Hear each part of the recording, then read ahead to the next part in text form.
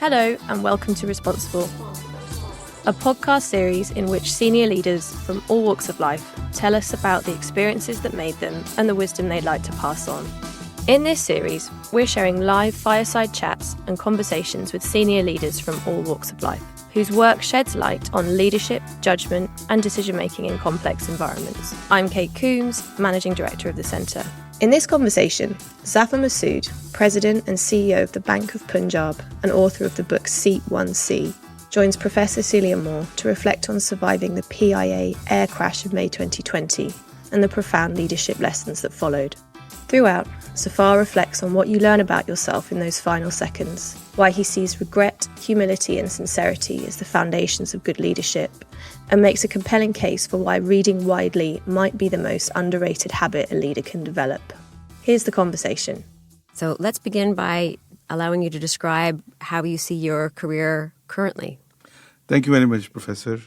It's really a pleasure to be on your podcast and coming to Imperial Business School.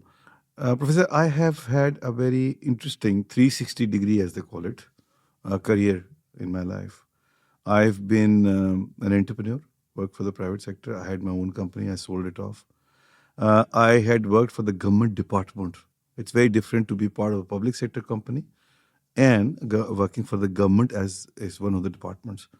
I started my career from multinational banks. I was in the process of setting up a regional bank in Pakistan. I've been on the board of the largest bank in Pakistan. I've been on the board of the Central Bank of Pakistan. I've been on the board of Monetary Policy Committee, the most prestigious of all the boards in the country. And I currently and I also, by the way, involved in development finance directly in terms of setting up an entity called Infrazam in Pakistan, which is a subsidiary of PIDGE, Private Infrastructure Development Group, set up by FCTO. Currently, I am the CEO and the president of the Bank of Punjab. It's the second largest public sector bank in Pakistan, but the largest in terms of SME lending, largest in terms of agriculture lending, largest in terms of women development and women empowerment and women lending, women entrepreneurship lending. I am also the chairman of Pakistan Banks Association, which is a very influential and very important body. It is the largest contributor of tax in the country. We expected to contribute 1 trillion rupees this year in taxation, which is phenomenal, And then I'm also the chairman of Pakistan of Oil and Gas Development Company, a non-executive chairman, which is the only company listed on the London Stock Exchange. And it is the largest company in terms of market capitalization in Pakistan. And by the way, the thing that I'm most proud of is the fact that I'm an author of 2 books, Seat 1C, and the other one is Out of the Box. It talks about what could be the potential reforms in Pakistan on the economic and business side that could lead us into the new year. I'm also in the process of writing another book, which hopefully will be out next year. Now that's about financial inclusion, peace and prosperity. So what all projects I've been involved in, what is needed to be done, all of that will be captured in that book. Well, let's turn to the book and begin there before we go into some other topics. You wrote this book. It was published this year. Yes. And it revolves around an airline accident that you were lucky enough to escape from and how that has affected your both business and personal life since then. Do you want to tell me about how the book came about? Professor, I believe that I owe this book to humanity, to people in general. There are very few people in this world who've seen death so closely and could come back and tell the tale of what would happen in those last few minutes of your life. And I thought that it is very important that I share those experiences, those unique musings with people, so that they would also be able to shape their life according to what they eventually will gonna face. Look, Professor, we all have our own faith and myths about what will happen after life after death. But my entire proposition is that we have to worry about life before death as well. And this is that moment, which I call a 30-second moment, where life before death, I was standing in my own witness box, in my own court, and I was accountable to myself of how I led my life. And what were those learnings?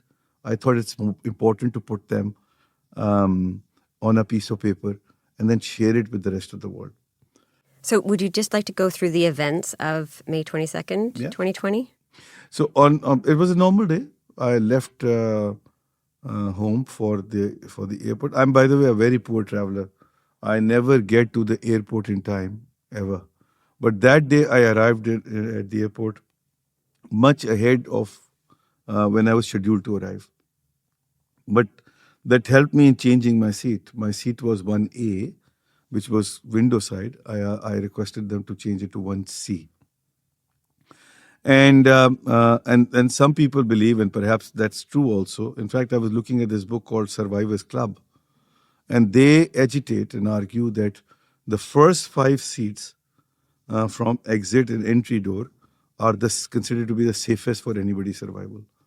And there are many instances like that. My case, the recent the crash of Indian airline, the gentleman was sitting exactly on the same seat, on 1A actually, that I was sitting on in the same row.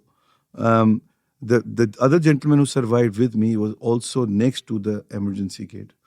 In 1998, there was a big passenger aircraft which crashed in Thailand. There was a Thai singer who survived. He was sitting next to the emergency gate as well. So I got my seat changed, got on the plane. It was a normal flight. The only concern or alarm bells that were raised were the fact that when they tried to land on the first instance and they couldn't, and then they went back, took a round, which is a normal standard operating procedure when you miss your landing spot. Then it's always precautionary to go back, take a round, and then come back and land at the spot where you're supposed to land. Otherwise, you always run the risk of overshooting the airstrip.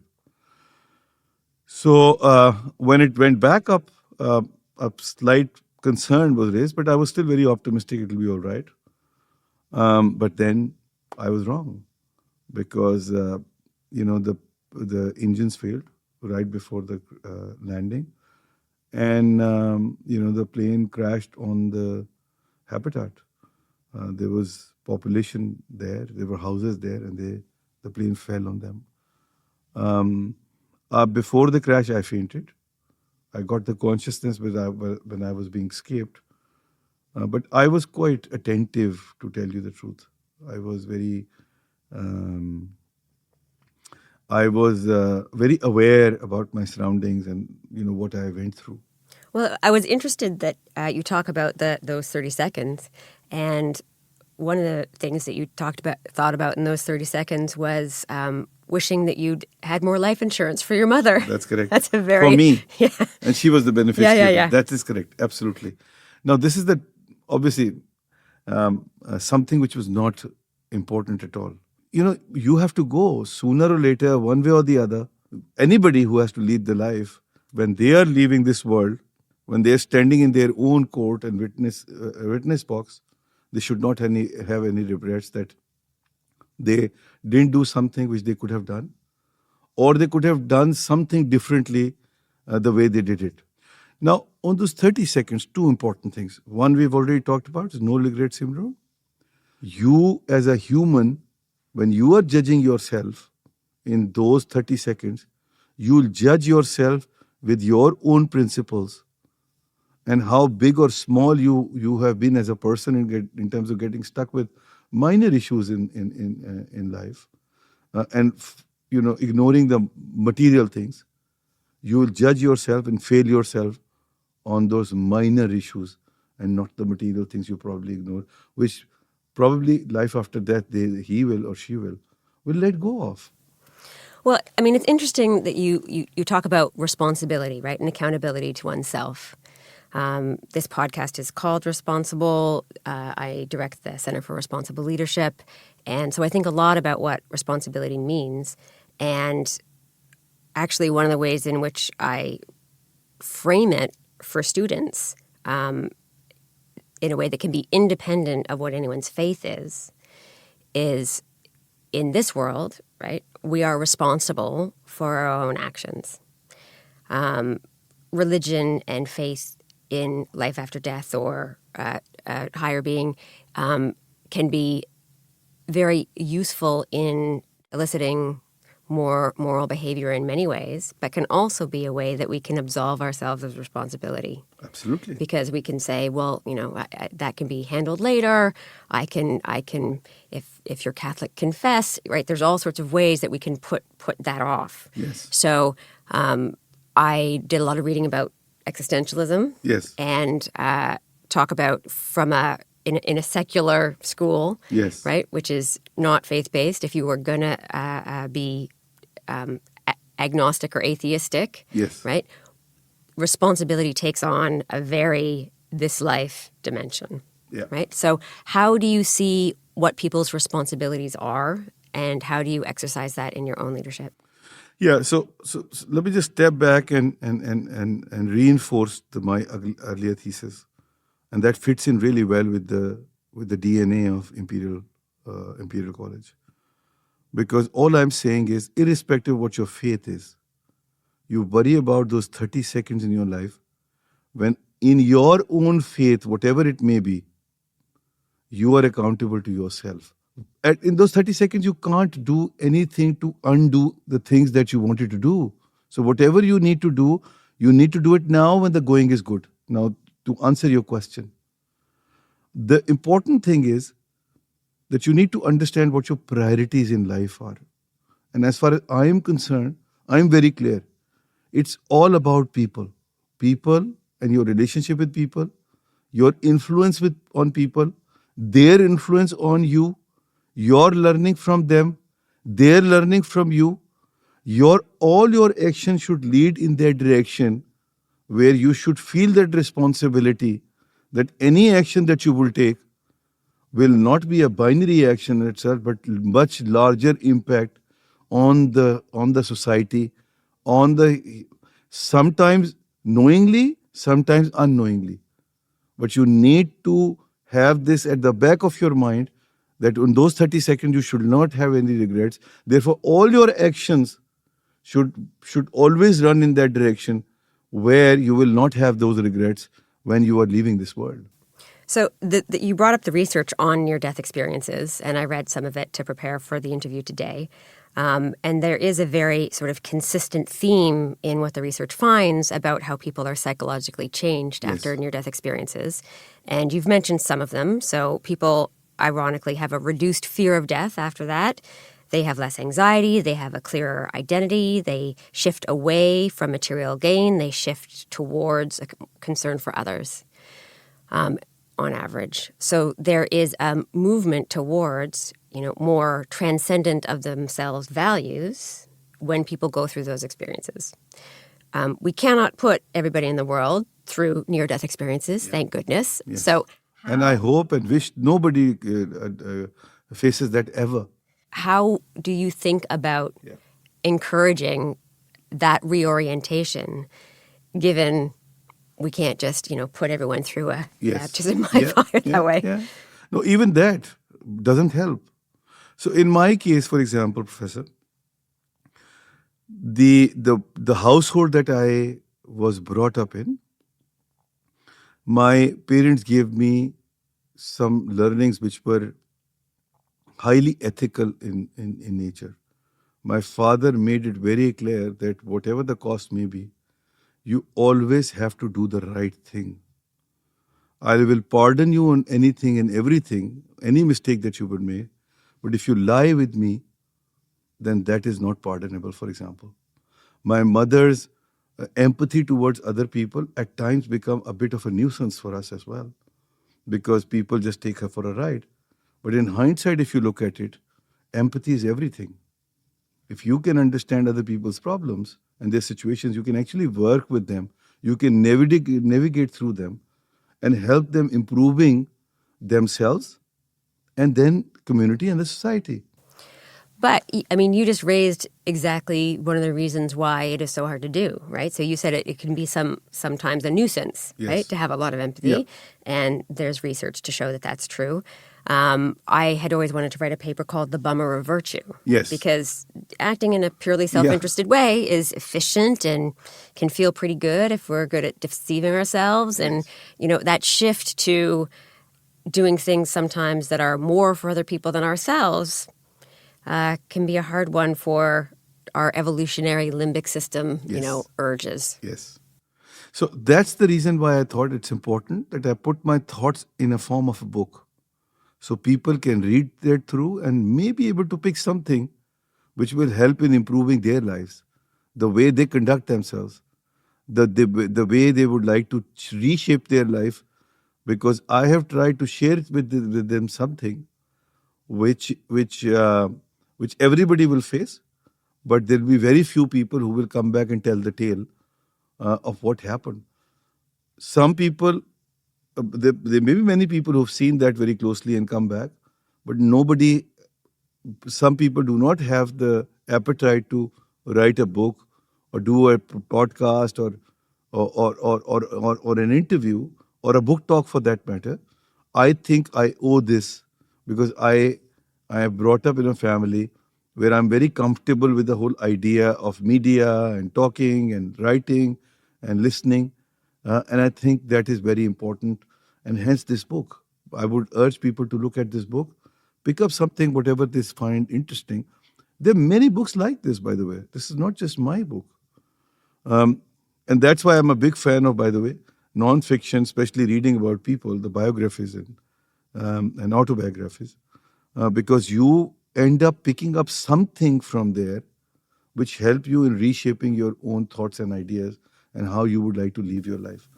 But it's interesting that you reading biographies, right? Because you refer to many important people from history and mythology in the book, and point out that both biographies and histories are always written from a particular perspective, Yes. which have not always the same Yes. view on what the right thing to do is, Yeah. right? So how do you reconcile Very those? good point. Very good point, because I think the basic intelligence tells you where the book is authentic and where the authenticity has been compromised. So there are many books, I won't like to name those leaders. I picked up the book, I read first 2 chapters and I dropped it. Because presenting yourself larger than life, I had that choice too, Professor. I had that choice to present myself somebody who is a chosen one, who has been selected by the God to do something big in life, as some people claim to be, who've been through the near-death experiences. I have tried to make it very, very, very matter-of-factish, a reality-based thing. I'm a normal human being. Many people have gone through this.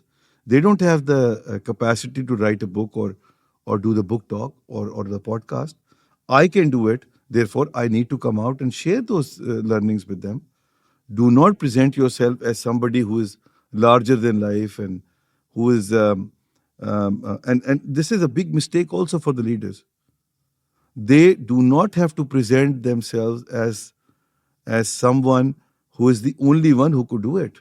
In fact, people relate it more when they know that you are as common a human being as they are, and they could also get to that point by following your footsteps and your learnings, if they're given the opportunity. Well, this is what people attribute greater charisma to people who are able to communicate in a way that is a bit outside reality, a bit outside someone's reality, because you need to have something to look up to, but relatable enough that you can see yourself in them. And if you don't do that, then you won't be viewed that way by others. Absolutely. And, I've written this book with the objective that this is my Bible. I would like to read it again and again to make sure that I remain on the course and do not lose eye on the ball of what really needs to be done. But if people read this book and then have a question about how to know what the right thing to do is, knowing that depending on people's perspective, there's going to be, you talk about Churchill, right?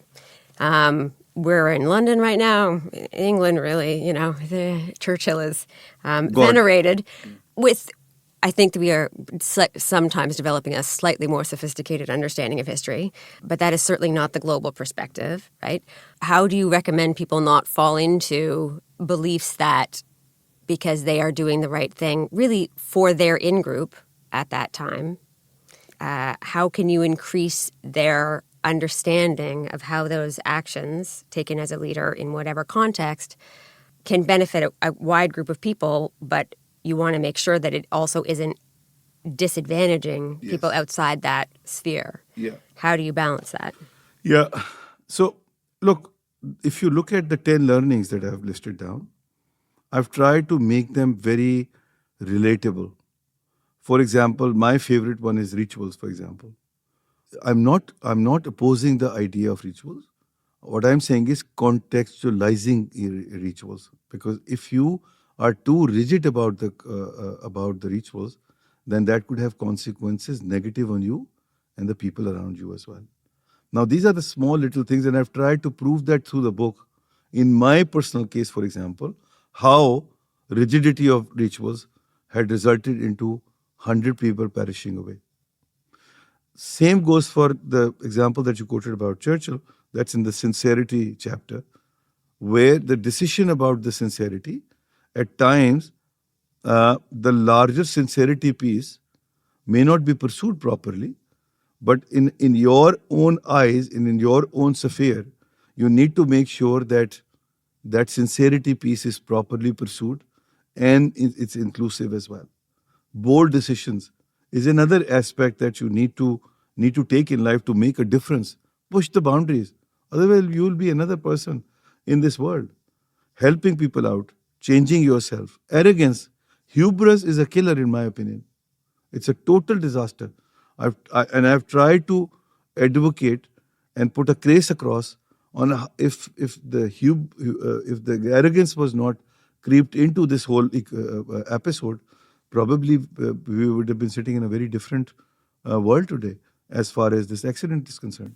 Well, I was actually, you refer to a lot of Greek mythology, and Greek mythology is really good at capturing hubris. Yeah, absolutely. Icarus and Delilah. There are a lot of them. A lot of them. But I love the Icarus story.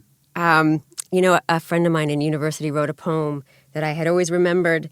So I have a slightly different view of Icarus, and the first line of the poem was, "I think Icarus had no regrets." So she had took the Icarus myth and sort of flipped it to mean just someone who was so enamored with the idea of flight and the sun that he wouldn't have cared that his hubris caused his demise because he got close enough. Right. But when I think about some of the stories about Zeus or Hera or the big players and how unbelievably not only hubristic but punitive they can be for petty reasons. Right. I think maybe we should resurrect some Greek mythology in our education systems to teach people. That's actually right. But you will have many such stories in across the different cultures and our own culture. We've quoted many examples from Islam, from South Asian history. There are many examples like that. What are your favorite examples that you think should have a wider knowledge base in places where we might not have learned that in school?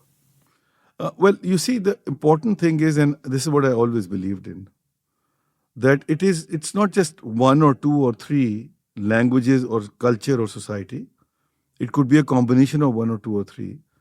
So for even in a business school, and since we are sitting in a business school, I always like to suggest that make sure that people read history. Make sure that people read literature. Make sure that they pick up at least one language in a business school or a management school, at least one language which is not your mother language or the language that you converse in. I actually make all of the MBA students who graduate from here read a work of literary fiction before they leave, and a lot of them are slightly confused when I first propose the assignment. Yes. Because a lot of education systems do not prioritize If you literature if you anymore. if you read the communication chapter in my book, I've actually argued that how literature and economy are bosom buddies. How are they connected with each other? In fact, my third book after the financial inclusion, the third book is about literature and economy. How is the and business? Obviously, economy without business is nothing. So business to downstream, going down the stream further, business and literature, how are they well connected with each other? Literature is another form and shape of education, whether it's painting, whether it's music, whether it's theater, whether it's movie, it's all interconnected. And so why to you is that important? If I'm making an argument, right, they look at me and you think, you're a professor who has a philosophy degree. I don't need to listen to you. But if you're the CEO of a bank who's arguing that literature is important, why? Because my biggest argument is that you can only make a difference from the others if you have a larger perspective of things. You are operating in a competitive environment, and in this competitive environment, you can only make a difference if you are putting on the table something more than what others are doing. The classic example is that Apple gentleman. He had a completely different background. He brought in something to technology which was not unheard of, and look where Apple is today. Where Apple made a difference, the big difference there. I can talk about banking. The phenomenal banker who introduced ATM was a metallurgy. I think it was PhD, John Reed, or physics. I think metallurgy. So until you can only make a difference and be cut above the competition if you have a broader view of different things in life. Otherwise, you will always remain very narrow-minded and stuck in your own sphere of learnings and orientation. And what would you say to students who think that they can receive that or develop that by asking ChatGPT 5? Okay, so so when we talk about all of this, we are actually treading into an area where you are actually pushing people to start thinking beyond the normal, beyond the conventional boundaries, right? Eventually, you are driving people in that direction. ChatGPT doesn't help you in driving that direction, although it is a very good facilitator. But you have to think it through on what lines you would like ChatGPT to be assisting you. And for that, you have to have a broader view of things. You need to understand how the literature has always had an influence on the economy. And I've quoted that example in this one. If you, Charles Dickens, the industrial revolution in UK. There are many such examples like that in our part of the world also. These are very important elements. You need to understand how you will use this to your benefit, knowing all of this yourself. You don't have to be a novelist yourself, but at least an appreciation of what is written, well read, you will always have an edge over the others. Look, Professor, half of the people I know play golf because it creates a bonding between them. I found a stronger bonding when you are a well-read person. In fact, people look up to you, and I'm talking about well-read beyond your topic. The discussion goes on a completely different. People start looking up to you. You come from a very elite literary family, especially on your mother's side. One of the questions I often ask is, what did you learn about leadership from the people that raised you? What are your lessons that you learned from that sort of steeping in arts and culture? So, the most important thing, they were very well-accomplished people as far as the worldly definitions are concerned. But the thing that made difference between them and the other worldly successful people was the fact that they were very good human beings. and they always kept the human element of of of everything uh, right, middle, and center of their entire life. It is the relationship with the people. It is it's the connection with them that kept them alive even today, and in the future also.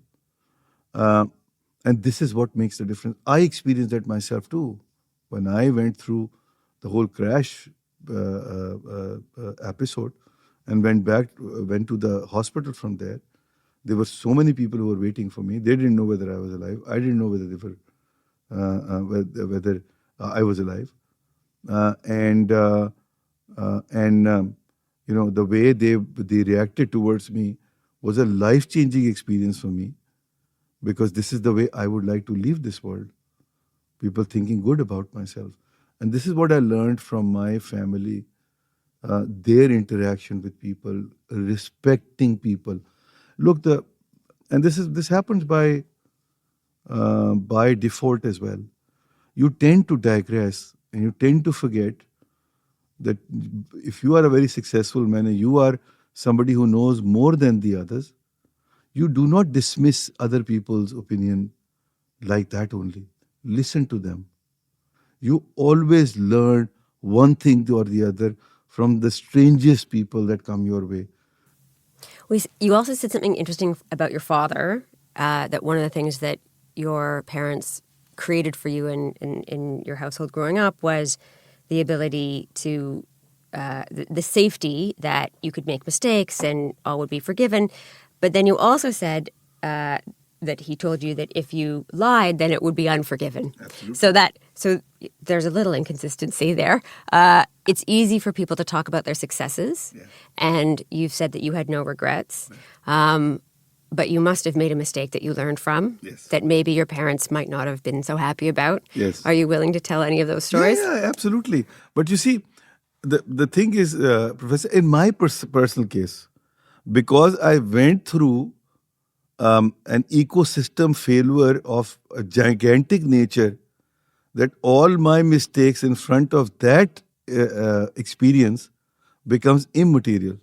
So if you ask me, the learnings from any failure, that is the gigantic failure of that air crash that is overwhelming for me. And that's why I written those 10 learnings from that failure of what not to do so that you don't repeat that mistake. Look, obviously you have to draw a line at somewhere.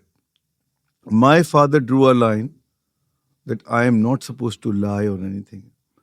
And if you just dig deeper into the whole thing, lying is the starting point of lying to yourself, lying to the others, and it is actually the biggest evil that will crop in, that nurtures the other evils possible in your personality, or demons that are hidden right now would come out. Well, that's what I mean. Kant's categorical imperative would prohibit lying. Exactly. Even if a Nazi came to your door and said, "Are you hiding someone?" you'd have to say yes for Kant. Absolutely. So drawing that line is very important. Now that line could be drawn, your line could be slightly different from mine. Mine could be slightly different from my father's, but it must remain within that range of line. He drew a line that anything I can tolerate, but not the lie piece. And in hindsight, I think it did a big service to us by doing it, because I ended up, the biggest service he did by doing this was not towards the others, but for my own sake. Because I can't lie to myself, Professor, now. I know it's really not fun when we can't do that anymore, isn't it? Absolutely. We have to give up a lot. It's easier said than done. People think that it's easy thing. It's not at all. It's actually the most difficult thing. No, it is one of the most thoroughly entrenched defense mechanisms Absolutely. that we have, is to lie to ourselves. And just put the burden on somebody else, saying that this was the mistake because of her or him. I didn't do anything wrong. The moment you start accepting that fact, that is the point where you will start improving yourself and making a difference. And this is what I learned from my father, and as a learning from this crash as well, that, you have to be sincere to yourself, sincere to the people who come in contact with you, who look up to you, who needs that assistance from you. You should, and at that time, even if your personal interest, vested interest is being compromised, you have to have the courage enough to let it go. Why? I tell you why. And I tell you the practical reason why. Because you are taking a long-term view on things. Maybe it's a short-term gain that you're losing out on, but in long term, that person will respect you. And when you are not part of this world, he will still respect you for the fact that you gave him or her the right advice at your own expense. It takes a lot of self-assurance and self-awareness to be able to withstand the discomfort of not lying to yourself. Yes. Right? It's not a comfortable position. And there's psychological research that says, at least to a certain extent, positive illusions can be good for our health. Yes. Right?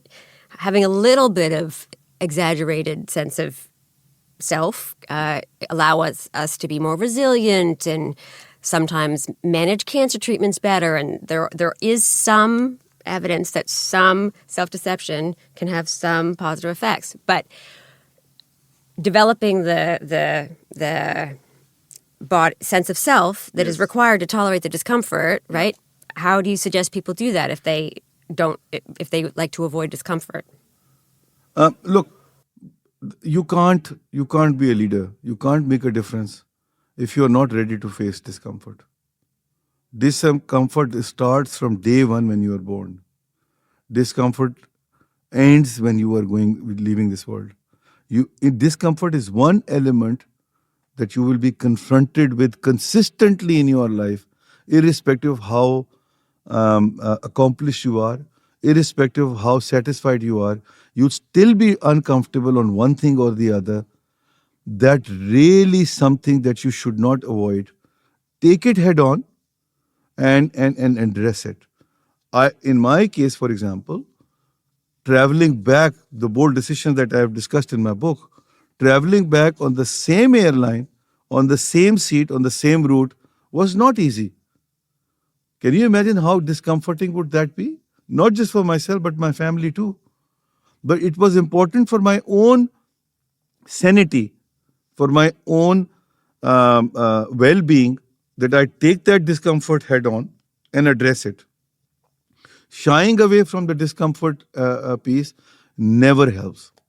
Now, interestingly enough, you talked about that research where a little bit of praising could actually help elevating your this thing. Little bit of praising is fine. That also should come from other people towards you. So if you are doing something good for the others, they'll praise you, which will be very elevating for you rather than you praising yourself and becoming arrogant about it. So let them be the one who has to lift this burden for you rather than you doing it yourself.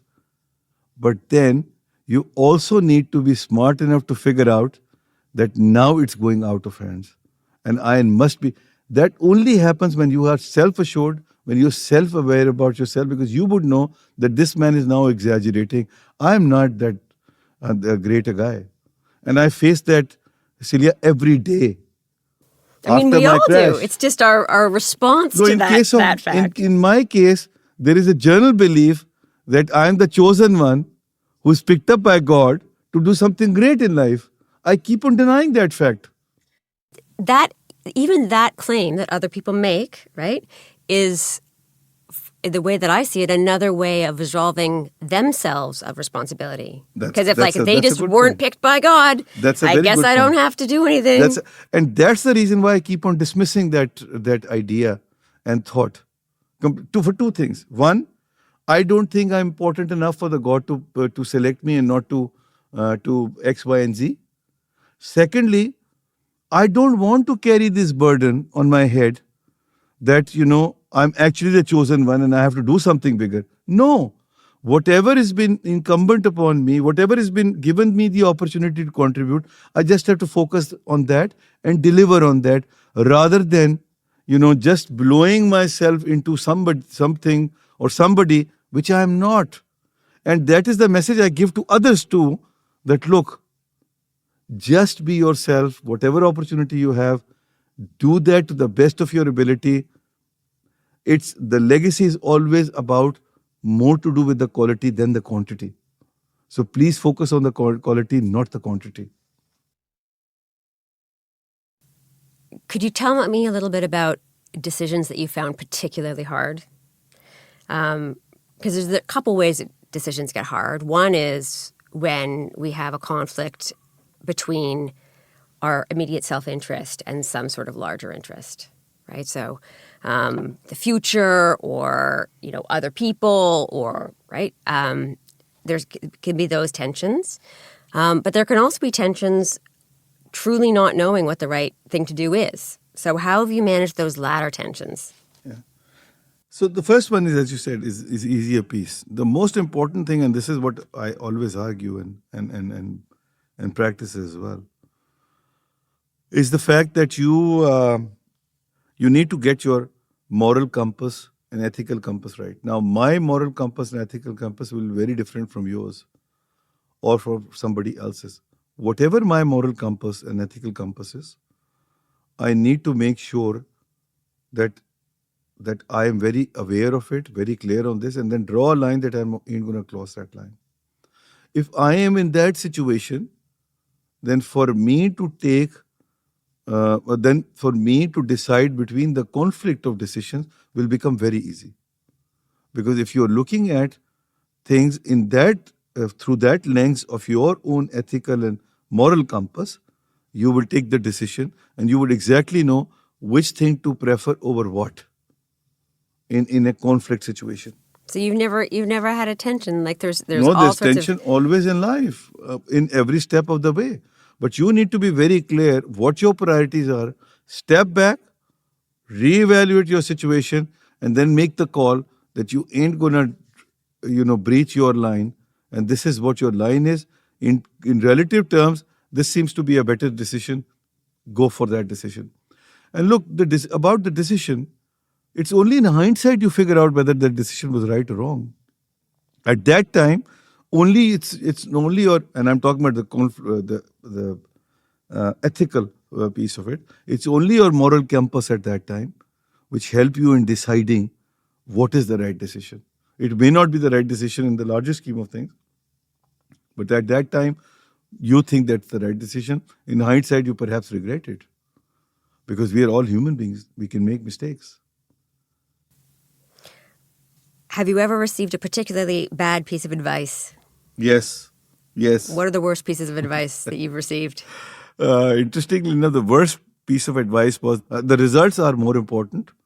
It is not the route that you take to get to those results. If you ask me the opposite of it, that's the best advice that I got. Never worry about the results in life. Always make sure that the route that you are taking is the right route to follow.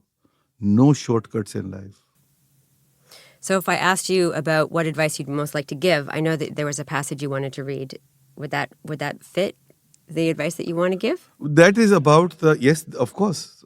I am very happy to read that from the book. If that's about the survivor's guilt and no regrets syndrome. So, Professor, if you allow me, let me just read off the book.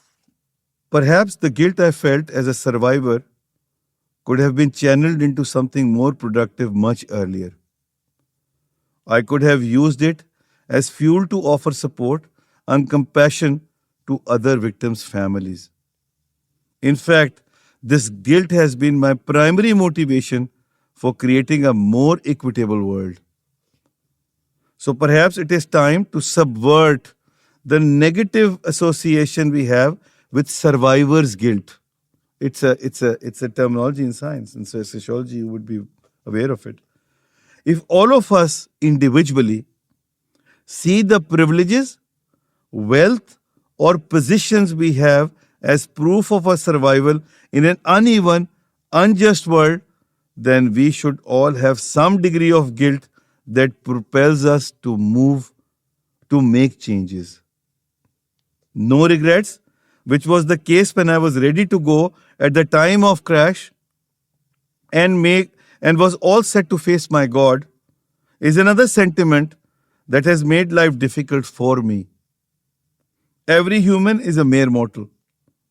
We have to leave this world sooner or later, in one way or the other, but we have to keep in mind that when we are leaving this world, there shall not be any regrets whatsoever for not doing some things at all, or perhaps for doing some things differently.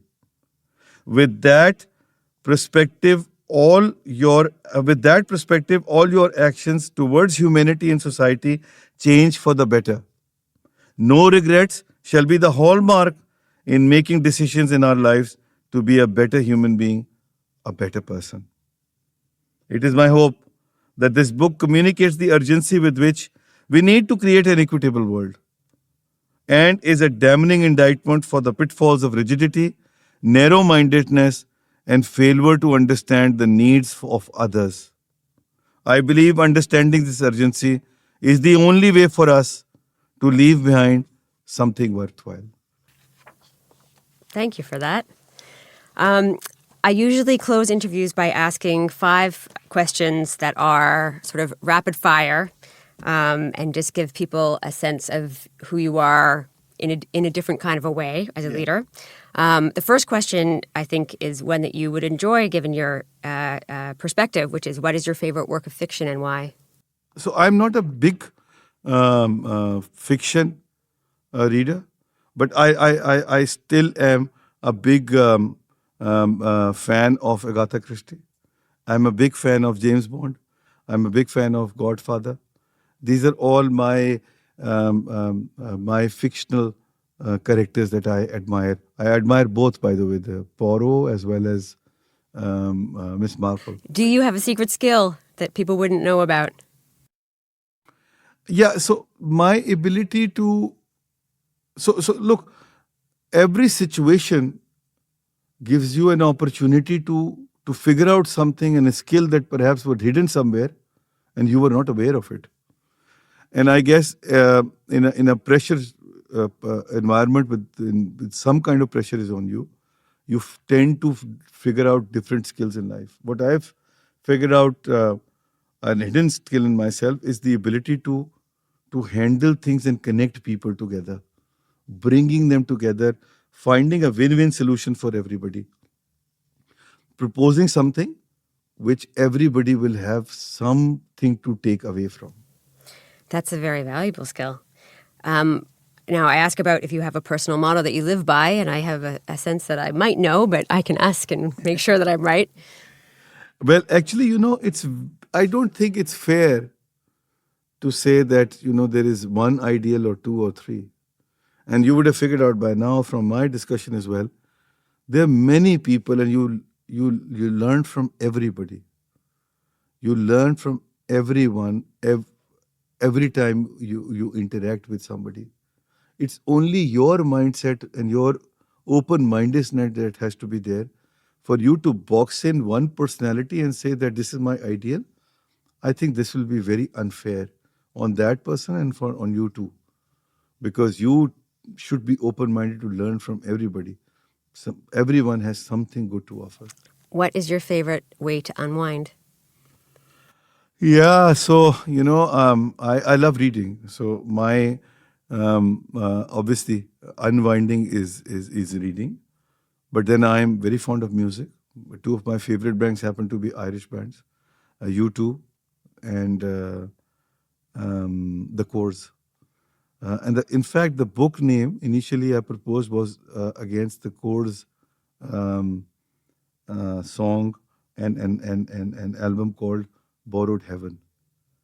And she actually sent me a signed book of hers as well, one of the friends here, when the crash happened. And it's quite a treasure for me. So yes, the music, I watch movies as well. But reading is the real thing that makes me, the real relaxation and distraction from day-to-day monotony. And finally, if you had to do something else entirely that's different from anything you've ever done, what I would that like be? to switch the seats with you. Oh, you'd like to be a professor? Absolutely. So I would like to be an author. I would like to be... You are an author, though. Well, I would like to write more. And I would like to be, interacting more with people, discussing my unique, learnings with them, and helping people to become good human beings. The entire thesis of my book is forget about the world. Just improve yourself. Focus as an individual on yourself to improve yourself. If every individual think that way, Professor, and working on improving his or herself, we will have collectively the institutions, the schools, everything is based on the human beings, on the individuals. You will have a better society, you will have a better country, and you will have a better world that we are living in. Responsible is a podcast from the Centre for Responsible Leadership at Imperial College Business School. Created with audio and edited support by Pronk Productions. I'm Kate Coombs, and I'll see you next time.